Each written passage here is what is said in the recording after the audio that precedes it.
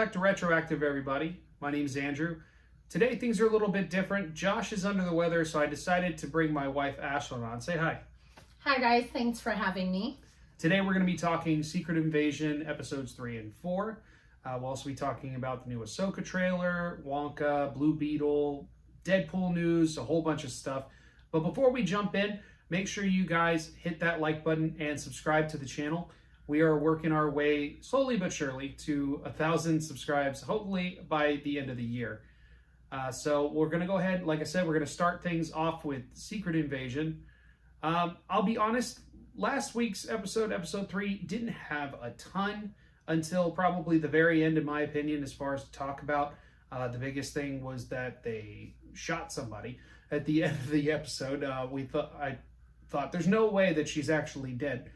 And sure enough, right off the bat at the beginning of episode 4, we found out that she's not. So luckily that's the case.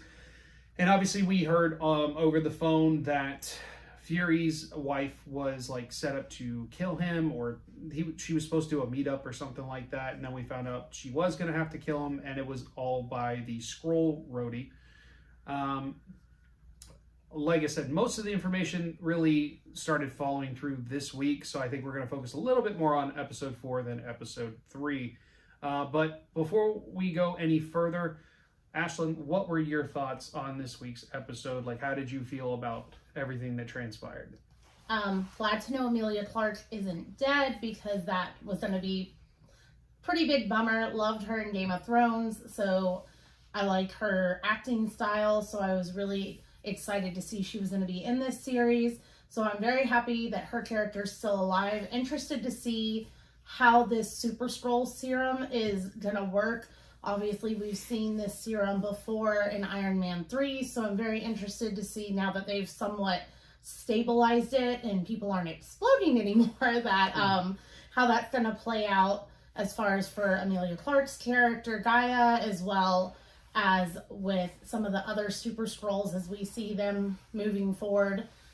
Also liked the tension and the dynamic playing out, kind of like a Mr. and Mrs. Smith thing going on with Nick Fury and his wife. So that was definitely an interesting thing to see play out.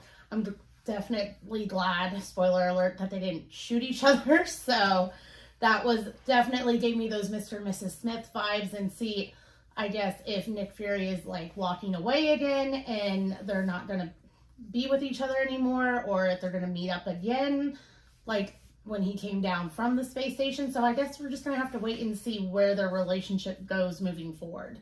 Absolutely. Yeah, it's interesting as far as with the Super Skrull serum that it seems like it's not just one power.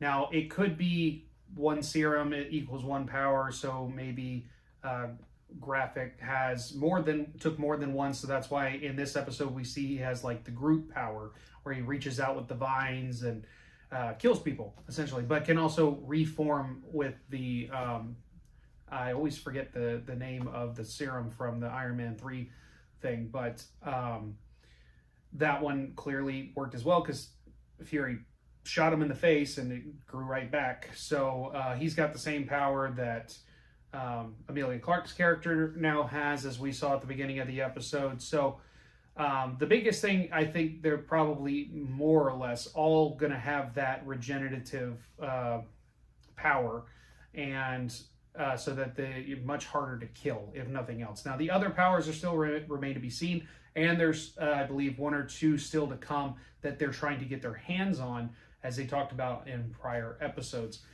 But overall, this was, I think, a better episode than last week. Again, a lot of things were just like answering questions from the week prior, and we got, like you said, we had a really nice dynamic with the whole husband and wife situation, how they were going to deal with everything. Very Mr. and Mrs. Smith, as you said. That would have been super sad if Nick had actually shot his wife. I don't know if they're going to be together or not, but that remains to be seen. But yeah, it's overall, I mean, one of the things we do have to talk about that's really sad is, unlike Emilia Clarke's character coming back to life, I don't think that's going to happen for her father in this. Talos or Talos, depending on how you pronounce it. I think he's gone. I think he's dead.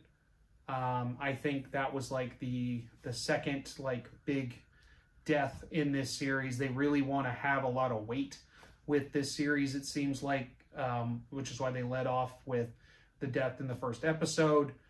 And I think this is just adding to that. And it also kind of leaves room for Emilia Clarke's character, in my opinion, kind of take on the leadership of whether it's her entire people or just kind of take over the role that her father's character had, or her father did.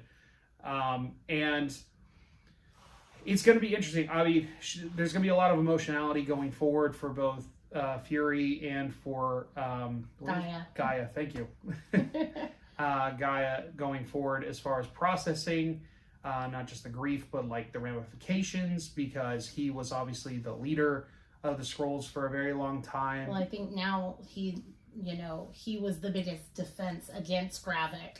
And so now that leader that was there before Gravik and his faction and these Skrulls that have been radicalized, now you've lost that. So like you said, Emilia's going to have to step up on top of processing her grief and Nick processing his grief and everything like that. And so I think there's going to be like a very much possibly like an adoptive daughter situation where Nick, who's of course been around since Gaia's been growing up, I think he's going to be like taking the reins and filling that role now that Talos is, like you said, I think Talos is definitely not coming back. They want to have that weight and that gravity and the consequences of that play out. So I definitely think this might be what brings Nick back, because everyone keeps saying he's not the same, he doesn't have the same grit or whatever it is that made Nick Fury before. So I think this is going to be what kind of gives him purpose and kind of brings maybe some of the old Nick back, but still keeping kind of this softer side to him that we're seeing because of all the consequences of everything he's been through at this point. Yeah, that's a fair point. Another thing that obviously needs to be addressing is we got confirmation that Rhodey is a Skrull.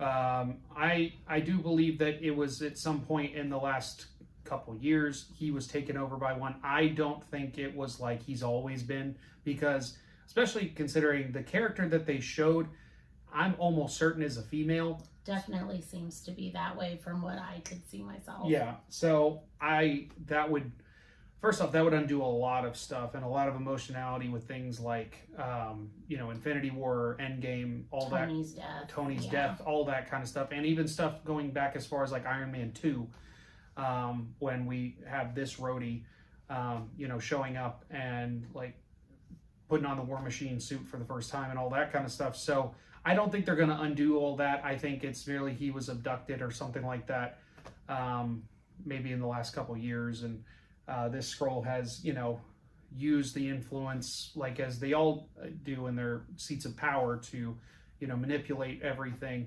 It was a pretty cool action sequence, though, when they were going after the president. That was big. That was like movie level action on that one, especially with all the helicopters and the rockets and everything like that. It was nuts. The funniest part to me is they show the Rhodey Skrull just chilling, just nobody's asking questions. Yeah. Like he's not helping at all. He's not going like calling his suit or whatever. I'm not sure what his capabilities are, like Tony's was, but not helping clearly. His funniest part to me is just his attitude through all this, like through the last episode, getting fired. Was that the last episode? Is that when he got fired? Yeah. So that was the biggest thing that happened in episode 3 was Fury getting fired by Rhodey. Just the posturing and the gesturing of what this woman, like this female Skrull that we think has taken over Rhodey, like how she perceives that Rhodey or like a male would act is really funny. Because now that we've seen that confirmation, like her posturing is very funny. Like now it's really easy to point out that this kind of isn't Rhodey. Well, we know it's not Rhodey, but maybe for the other characters, they're starting to see it now too. Right. And I actually remember it was episode 2, not 3. that the firing happened. But so this last episode, that episode was just kind of like aftermath. But yeah, so we only have 2 episodes left. So there's still quite a lot of ground to cover, in my opinion, within those 2 episodes. And a lot of unanswered questions. Hopefully we get to kind of wrap things up. They don't have to completely tie a bow on it, because obviously they want to continue this on into future like shows and movies and things like that. So do you think we're going to get a second season of Secret Invasion, No. or is this going to be a story continuation into other properties? I think it's going to start going into other properties, Gotcha. even if it's just like little things here and there, because Fury's supposed to show up in the Marvels, which is Yes. supposed to come out at the end of this year, and supposedly, and Hopefully. yeah, hopefully. So we've seen him in the trailer and that, so we know he's there. I would be surprised if that was set before this is happening. I feel like that movie kind of fits as a post Secret Invasion type of situation, in my opinion. Plus the way he looks, because he's more like himself in the trailer. If I remember correctly, Yeah. he looks more like regular Nick Fury, not old man Fury with the gray beard and all that kind of stuff. Old man Wither. And so we'll have to see how things carry on as far as the future. I do think the whole like Super Scroll thing could be something that's featured going forward. I would be surprised if it was a self-contained just to this type of thing. Seems like kind of a waste, in my opinion, if they would go through all that effort just to end it all at the end of the series, especially when there's only 2 episodes left. Plus, I'd like to see Emilia Clarke be able to continue on in the MCU. That would be pretty cool. So I have a big question for you as far as with us ramping up. We have 2 episodes left. What do you think's going to happen? We've got 1 million scrolls on Earth right now. Mm-hmm. And of course, the end game for them is they want to take over our planet and they don't care what happens to the humans. Do you think that they're going to succeed in their plan? Which, personally, I don't think that's going to end up happening. But what do you think? That would be an Infinity War type ending. They But would where upset do a you lot of think- people. But where do you think they're going to end up? Like, what's the end game here as far as for their race? Do you think they're going to somehow, after all this mayhem caused, somehow convince either the government that is aware of them, or if it ends up breaking out to the point where the public finds out, being able to convince the public to trust them to stay here and not follow in the footsteps of what Gravik has been setting up? Or do you think we're going to send them off world? It's really hard to say right now, to be completely honest. One of the biggest things is that I have a feeling, as far as what you're talking about, that they might try and have Emilia Clarke's character kind of end up doing her father's plan. What he talked about in this episode with the, like, you know, after everything is resolved, more or less within the infighting, take this to the president and be like, hey, we just, you know, we saved the world for you. Can you help us, like, you know, make it like I don't know if it's like a Thor situation with New Asgard. Gotcha. Like find them a plot on Earth or something like that. Unfortunately, I don't think, even if they do that and like that ends up happening, I don't think it would end positively. I don't. I just, especially if they want to be realistic with the U.S. government, like, I don't think it would end on a happy note. So there's a good chance that they might try and go off-world, or it could be something that, again, kind of sort of feeds into the Marvel situation where, like, at the end of the series, they are going off-world, but they come back into contact with them through the Marvels movie or something like that. There's a lot of different avenues that they can take with this, and it's one of those. My biggest thing is I don't necessarily care which door they choose. They just need to be able to stick the landing. The simple answer is do the New Asgard thing, but I don't know if I want them to do that, because then they're essentially just copying themselves with what they did with Thor and all of those characters. And I know it's not exactly the same thing, but it's pretty close. Yeah. And so I think, and especially the gravity of this series and like the seriousness of it, I think it would, to a certain degree, undermine everything that they're trying to address with this series. And like Nick Fury said it best in episode 2 when he's arguing with Talos, is like, humans can't even get along with humans. Yeah. There's no room for a whole other species, that essentially could take over I within think this the world. fear of their abilities and the fact that they can and have become anybody Mm-hmm. is gonna be the thing that is that seed of mistrust that I don't think, especially if it becomes known to the public about them, that the general public of the entire world is going to be able to just openly trust that. That would be just a miracle, and it's not going to happen. That's the happy-go-lucky ending. Yeah. That's very Marvel unlikely. doesn't do that. No, typically not. I mean, they're not, the dark DC universe, but they handle some pretty, serious topics. I mean, just look at like the Falcon and the Winter Soldier.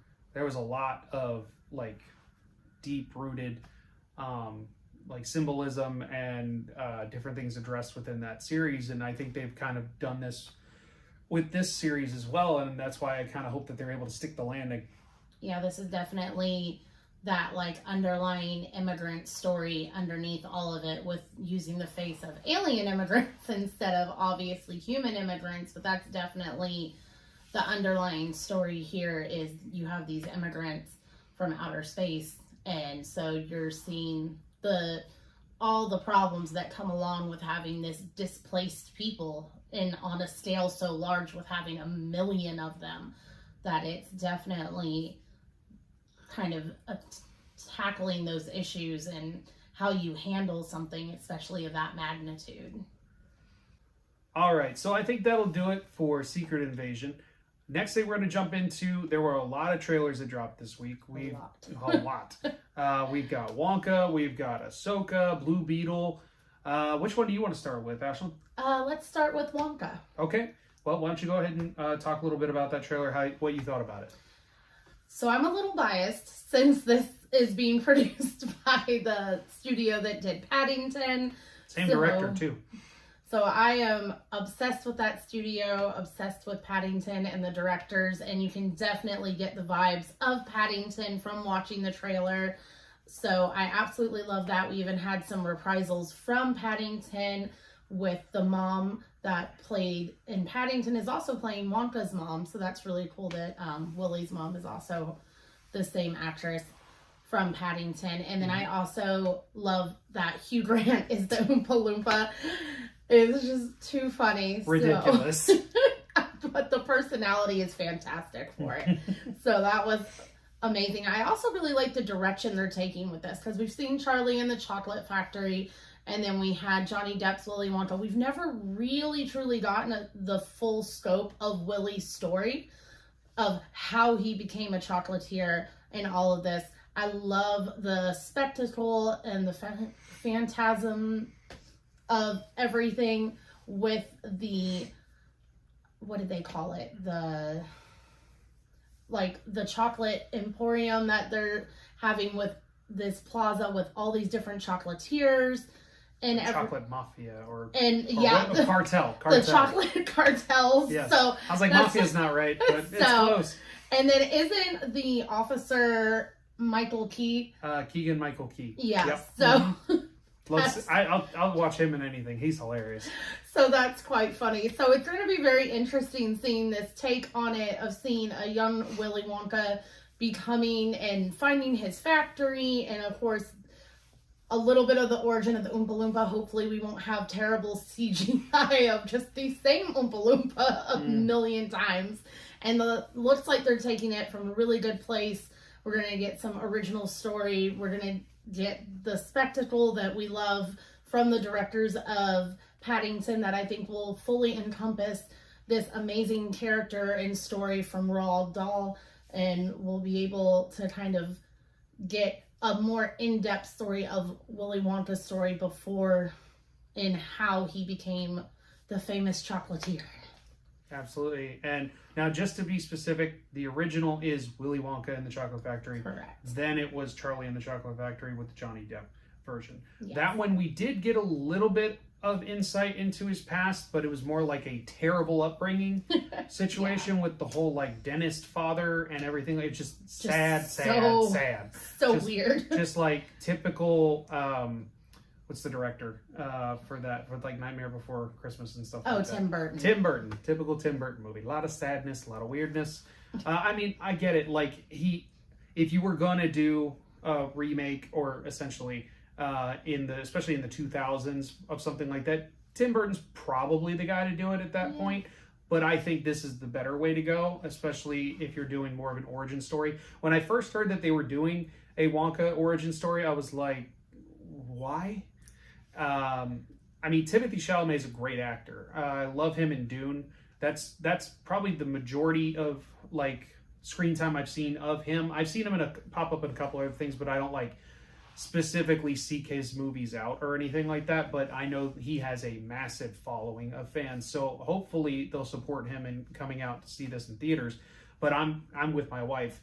I'm gonna go see this because it's by the director of Paddington and the studio that did that, and some of the Harry Potter films and things like that. So I, like her, love the Paddington movies. I didn't think I would, but they are like some of the best like family movies that have come out in the last 20 years. They remind me of some of the movies that came out like back in the 90s, where it's just like the entire family could go and everyone would be entertained. You know, it's not going to bore the parents or like be a super annoying kids movie or something like that. It had something for everybody and had a lot of heart. So if they can get even like a small percentage of that and put that into, you know, the fantasticalness of this story with Wonka, I think that they might have something really special. Now, I heard something, I could be wrong, but I had heard that this movie is partly a musical. We didn't really get that in the trailer. I think they might be holding back a little bit, and I don't think it's like full-on musical. I just think there's going to be quite a few songs, which I guess kind of fits with the way this thing looks. With the original too. Yeah, with that as well. Songs, it's mostly It's mostly the Oompa Loompa songs, but there are songs. I mean, we had Gene's song, so that is true, and that is, you know, I'm not like a diehard like, oh, Willy Wonka and the Chocolate Factory is my favorite, you know, movie type of thing, but no one can discredit what Gene Wilder did in that role. Like, just literally lost himself in certain aspects with that role and just gave it such different life. I haven't read the book to know how like accurate it is to it, but it's one of those, everyone knows that movie, everyone knows that role. It's an iconic role, it's an iconic person in the role. Yeah. And so it'll be interesting to see like such a young version of Wonka with this. So, but I like the way Timothy is playing it, because it definitely seems like he's taking more from Gene's Wilder, school than Johnny's. Now there's a little bit of that fun, like kind of zany kookiness that Johnny brought to the character, but I definitely see a lot more Gene Wilder. I do too. That one line with the whole like, what is it? Not listen up. It's supposed to be listen up and gather round or something like that. Yeah. He flips it and he's like, scratch that, reverse it, or something like that. And that felt very Gene Wilder to me with that particular line. I think that's kind of what they were going for, at least with, even if it's just that line. I think they were just kind of like little nods here and there. We'll probably get other things like that too throughout. Obviously, we're getting like the whole like, hopefully not the full-on origin of the Oompa Loompas like we got in the last movie, because that was so weird in the last one. But just a little taste of that with the Hugh Grant part. It just makes me laugh every time I see it. It's just the perfect embodiment. Just like... See, I thought in Paddington 2, that was the perfect embodiment, was like his like villain actor role was just like perfect for him. Just like, oh my God, he's a weirdo. Like, you only know that if you've seen the movie.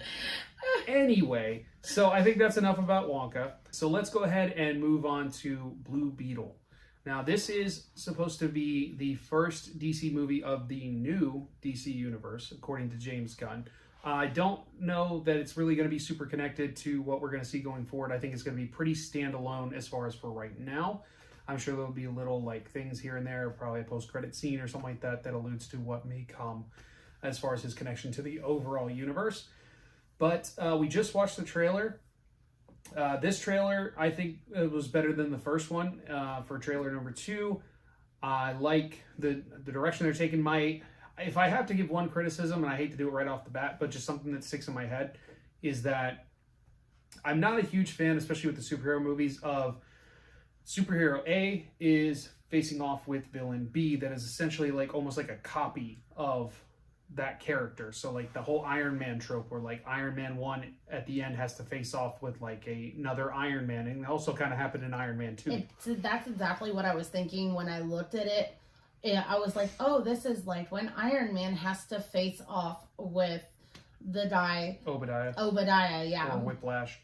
And especially like Obadiah, because the red suit that the guy is wearing reminds me a lot of the clunky Iron Man like suit. Iron Man suit. Yeah. So that I get what you're saying there. That definitely kind of gave me those vibes as far as that was concerned. Yeah, but I like the direction they're taking with this because I only know the character as far as what I've seen in Young Justice, which is a great series, and obviously there's a lot of characters in that, but Blue Beetle always has like a great sense of humor, and it seems like they're leaning into this. But I don't think it's going to be too like slapsticky type of humor. I think it's just going to be like he's just a funny guy, like, you know, has a good sense of humor type of thing, and it's going to have a lot of fun because this whole thing with like the suit can create whatever he wants. There's a lot of room to have a good time with that. You could have like a very like free guy situation. Which they kind of do, like they have I think it's the Final Fantasy sword that we see in the trailer. Oh, is that what that is? Yeah. At the very, towards the end of the trailer. And they showed it in trailer 1 as well. But I think there's a lot of fun for that. Obviously, I'm sure they're going to not do Cap's shield like they did in Free Guy. I don't think they want to do that one or like Thor's hammer or whatever. But some like maybe one or two little nods to other DC things, and I'm sure a lot of video game and anime references for sure. Kind of having like that little bit of Ready Player One type of fun with it as far as IPs are concerned. Mm-hmm. So that would be fun to see. I definitely get the fun vibe from it. It definitely reminds me of the MCU Spider-Man movies. Yep. With having a younger Peter Parker and everything, definitely with, I forget the actor's name, but I'm going to call him Miguel because of Cobra Kai. Cobra Kai, but because of that, it definitely, with the bus scene, definitely gave me those vibes of Spider-Man from the MCU. With Homecoming, definitely those funny tropes and funny laughs that we got with that, and that kind of a young hero trying to figure out how his suit works and everything like that. I also have this it's weird, but it's like the voice for the inside of the Beetle, the Scarab voice or whatever you want to call it, so reminds me of Friday's voice. So yes, that's definitely, it's really weird and kind of interesting how similar the voices sound for that. Well, Friday or the one for the is Friday the one in the Spider-Man suit, or I thought Friday was the one that replaced in the Iron Man suit. Yeah, I don't remember. I think Friday is Iron Man's one, if I remember correctly, that he replaces after the whole Ultron situation. Yeah. But it does sound like the one from the Spider-Man suit. And I cannot for the life of me remember the name that he calls her. I can see him sitting in the warehouse having the whole conversation with her, but I cannot remember what he called her for the life of me. He's just like, I don't like calling you lady or ma'am, or just like, I gotta give you a name. It's got very similar vibes with the whole Spider-Man thing, and I think that's kind of what they're hoping for, is to kind of like have this be DC's Spider-Man in a sense, and kind of lean into that. Like you said, I feel bad, I don't know the actor's name, but Miguel from Cobra Kai, he does such a great job on that show, and obviously it's that show can be like a little ridiculous and over the top about certain things because it's about karate, But there is some drama stuff to it. There's humor and everything in between. So taking what he's learned from that show and bringing it to this, I think he'll do a really good job. And he seems like he's surrounded by a very interesting, like, eclectic cast of his that's family. how we could describe the full George Lopez. Yeah. The George Lopez look with the long, like, goatee and the hair. They just were like, just show up on set as you look in your everyday life and just go full Chicano. If he looks like that in his everyday life, no one would know that's George Lopez. I'm just saying, personally, that's how I feel. It'll be very interesting to see George Lopez in a superhero movie, in whatever capacity. Even if he's there for 10 minutes, but it seems like he's going to be there throughout the entire movie. I just don't know that I can take him seriously with that look. I need them to, and this isn't going to happen, but I need them to make a George Lopez TV reference where he's just like jumping on a trampoline at one point. That, or just playing Lowrider in the background. Yes. Unforgivingly. That will suffice. DC, make it happen. I don't care if it's in the credits and he's dancing in the credits to Lowrider. Make it happen. Extra $1 million right there. You heard it from me first. I am super excited to see like a female supervillain with this. The amazing Susan Sarandon, who you'll know from Rocky Horror Picture Show and just a ton of other stuff. And her favorite movie, Speed Racer. She is the mom in Speed Racer. So one of my movies I have on repeat. So I was super excited to see her in this role. I don't think in DC that we've seen a female supervillain. Well, they're usually like the secondary or something like that, because like with Wonder Woman you had Cheetah, but she was the second villain. But she's the second to that story. So yeah, as far as like she's kind of playing like the mastermind, the Lex character. Luthor in this particular story. It seems like she's the money, she's probably the brain power, all that kind of stuff, whereas the other guy's just the muscle. He seems like a overpaid bodyguard, essentially, is what he kind of looks like. And maybe we'll find out that that's kind of different, but that's the vibes I'm getting from that character. So, but yeah, as far as for her, there's a lot left unanswered for that, and which is not a bad thing. There's a lot of things that I feel like that they tend to tell us too much in the trailer. So hopefully this is not one of those cases. So one of those things, it's not too far down the road, just a couple months away, I believe, for that movie to come out. So we'll see when it comes out of theaters. They'll probably drop another trailer. I don't know if I'm going to watch it because I don't want too much to be spoiled for me. All right, so we've got one more trailer to talk about, and this is a big one. We have a brand new Ahsoka trailer that came out this week, and ooh, it's a good one.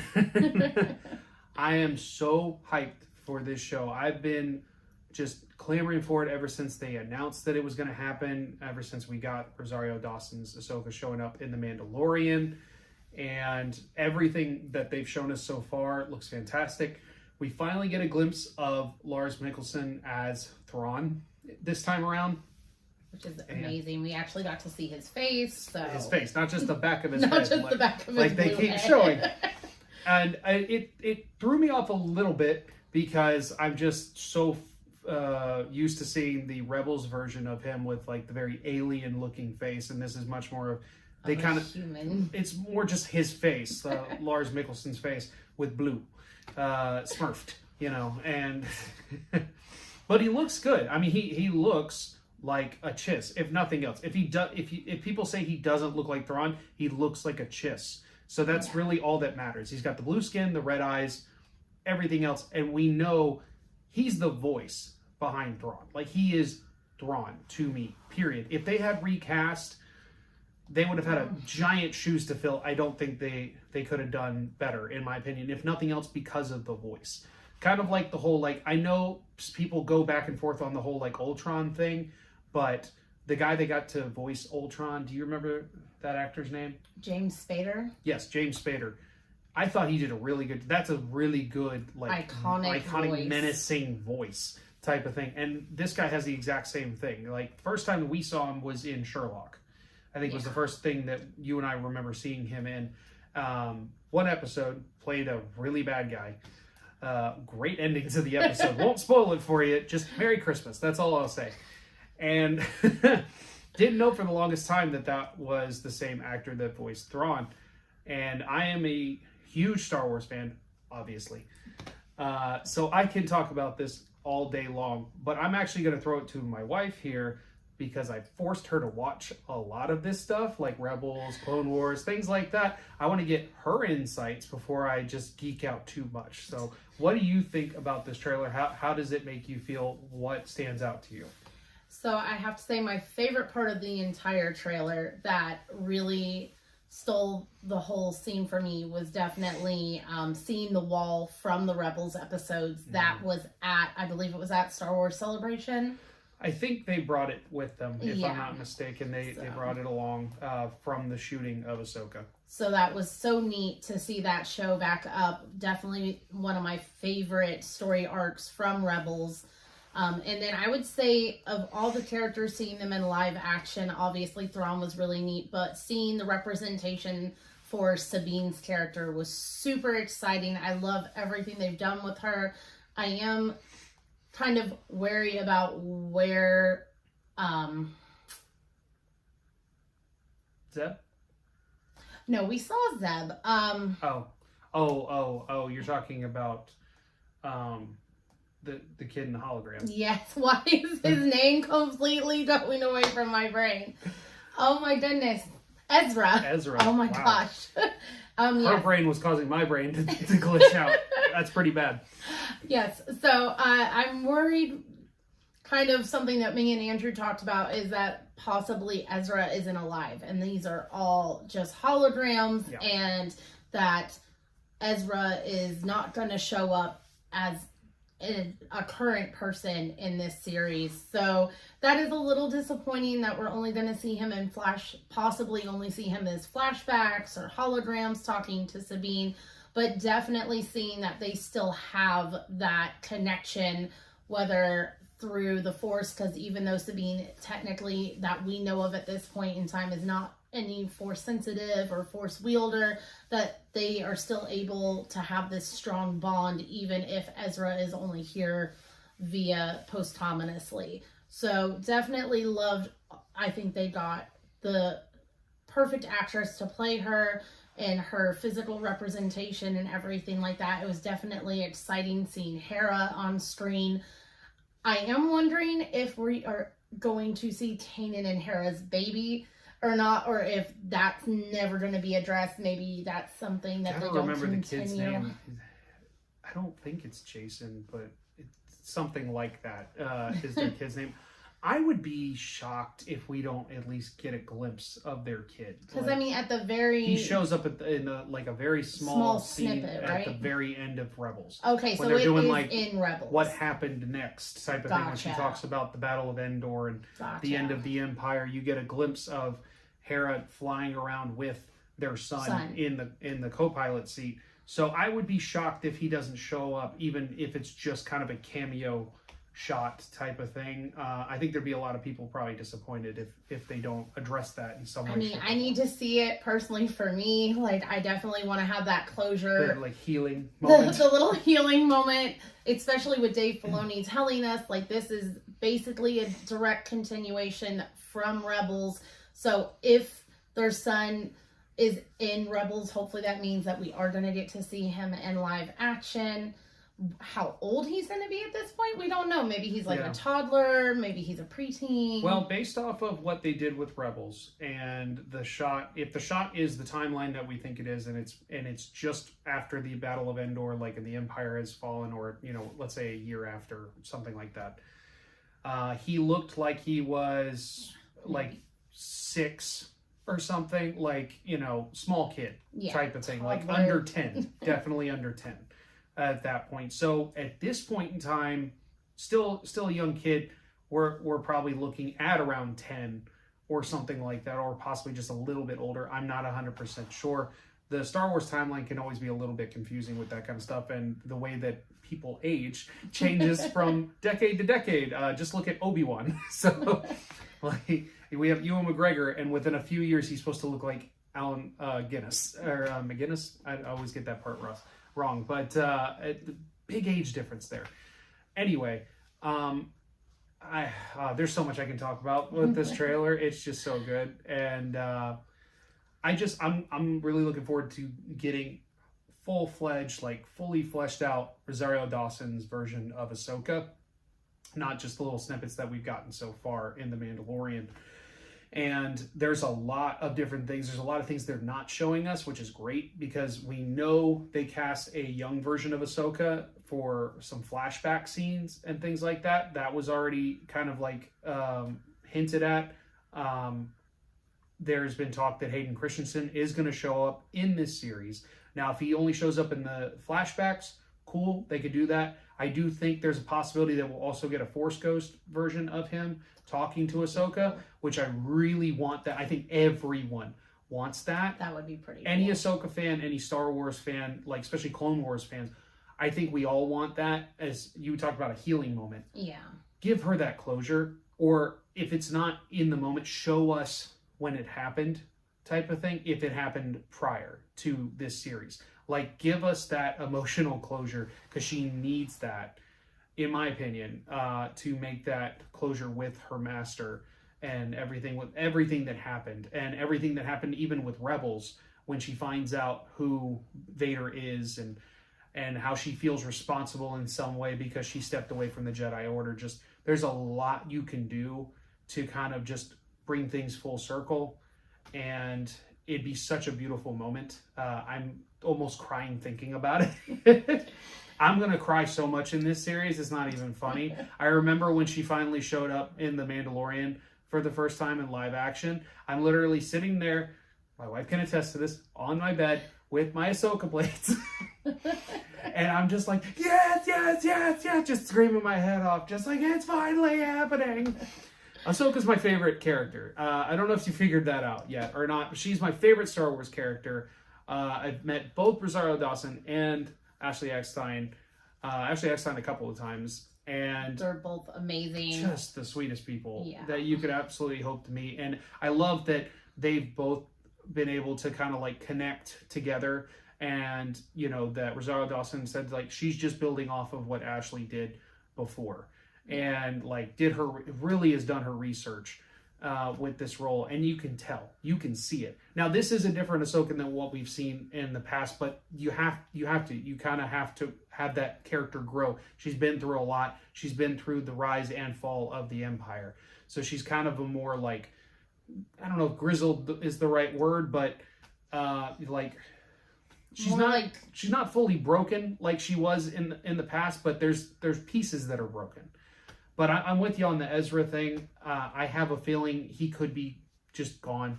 But for all we know, at the very end of the series, he could show up in like a post-credit thing, or at the very end of the series leading into maybe a season 2 of Ahsoka. I know Rosario Dawson has talked about that she hopes that there's a season 2. Fingers crossed we get a season 2. Give me get 10 seasons. I don't care.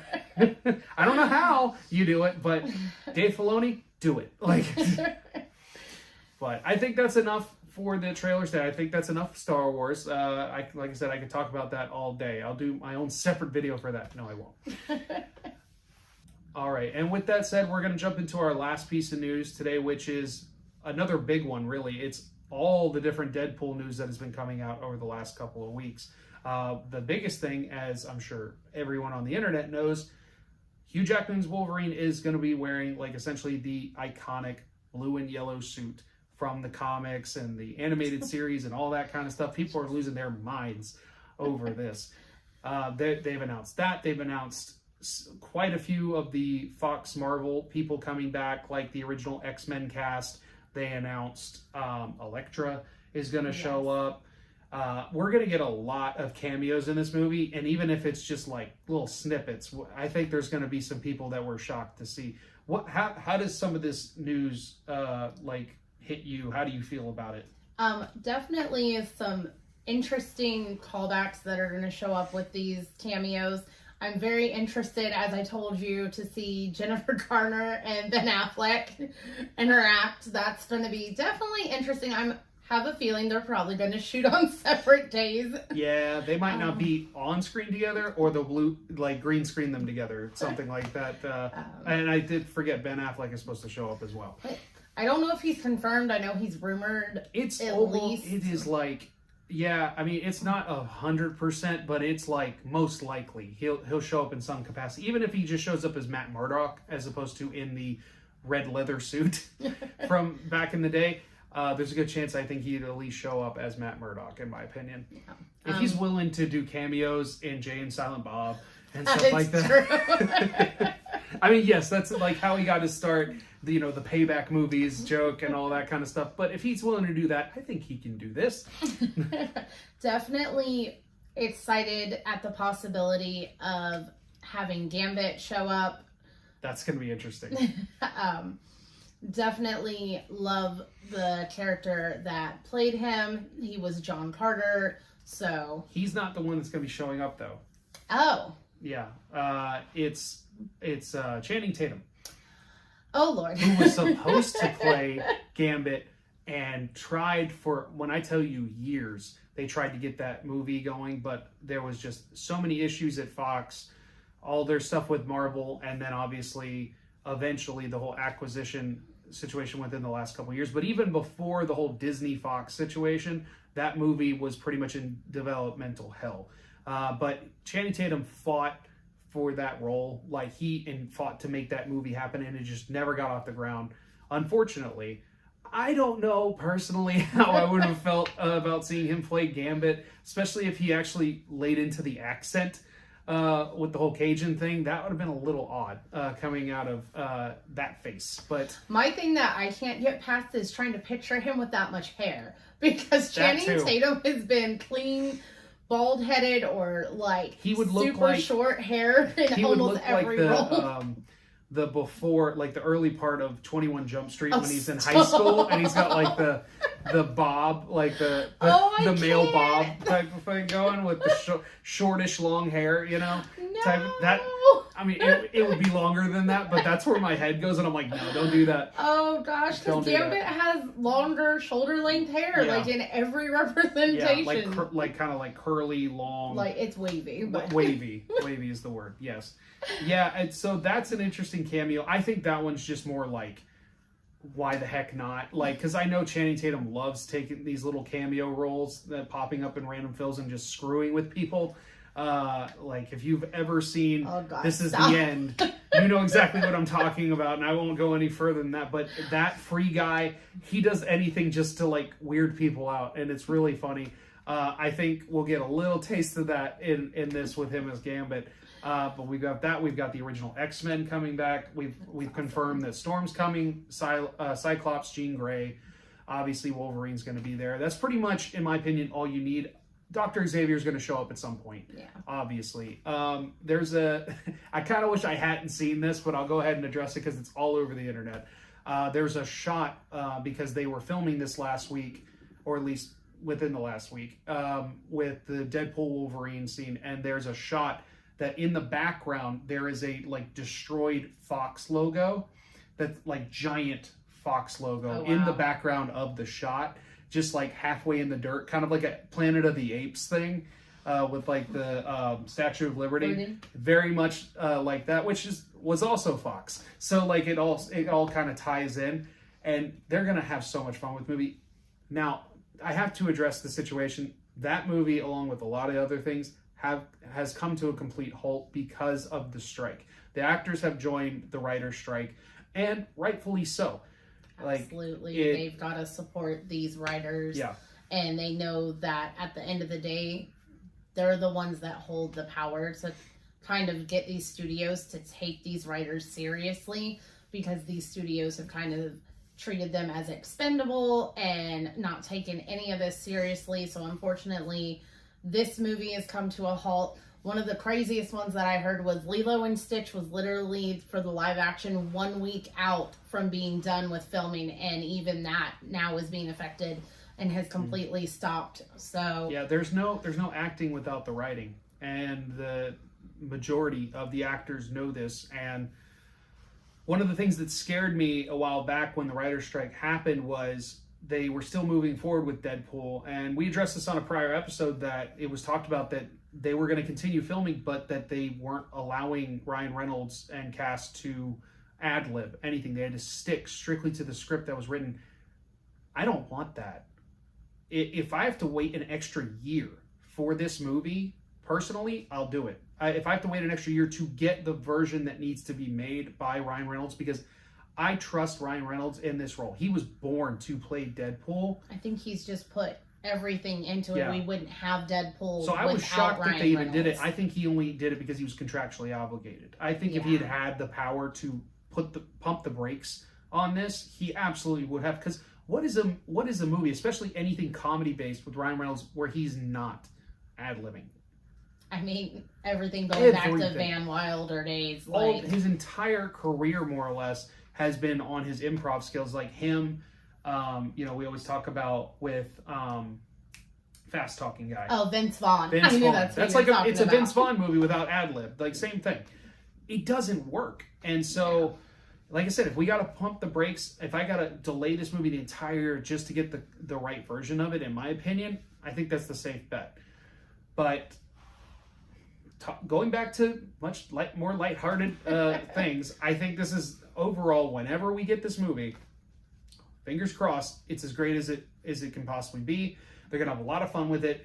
It really is. It might not be Deadpool killing the Fox Marvel universe, but he's really dismantling it and destroying it, if nothing else. And I think I've heard that the TVA is involved, so I think the TVA is the one that's going to be destroying the universes, and kind of like they did in Loki, where like it implodes on itself, or however they do it, that they get rid of these universes like one by one, and eventually we'll just have the MCU universe. As far as Deadpool jumping into that, obviously we're still in the multiverse saga, so there's a lot of that still at play, but we'll finally get rid of essentially all the convoluted, like messy Fox Marvel stuff, because we just rewatched two of the Marvel X-Men movies the other night, First Class and Days of Future Past. Both great movies, fantastic movies, some of the best out of the X-Men movies in my opinion. Sure.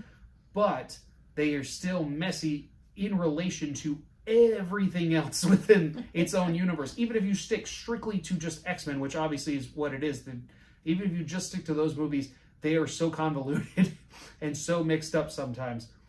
All right, guys. Well, I think that's going to do it for us today. We've had a lot of fun talking about all the different movie trailers, Deadpool stuff, Secret Invasion, all that stuff, and many more, because we cannot stay on topic.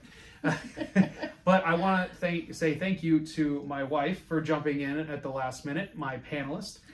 Did you have a good time? I had a wonderful time. Hopefully I can be back on the show. It was so much fun.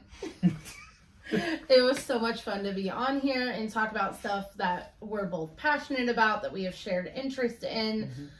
So definitely super fun to be on. Hopefully I can join in the future with you and Josh, and hopefully Josh is feeling better by next week, so you guys can return to your regularly scheduled programming.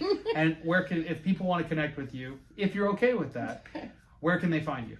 You can check me out on Instagram under BookBrat90.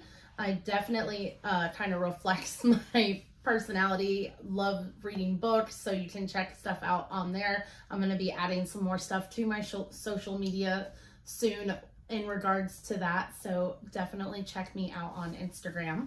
And as usual, you can find me at Andrew is Losing on pretty much all social media, including TikTok.